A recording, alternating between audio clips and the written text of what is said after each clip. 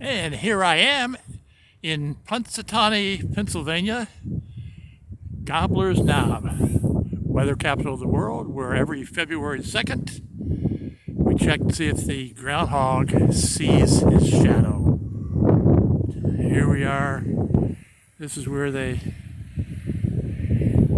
have thousands of people on February the 2nd come out to this town, this location, and others in the town, and check with the groundhog, see if there's going to be 6 more weeks of winter. And there usually is. History of Gobbler's Knob, 1887 it started. Groundhog Day tradition. This site was called Punxsutawney Weather Works on Canoe Ridge, a few miles south of Punxsutawney, Pennsylvania.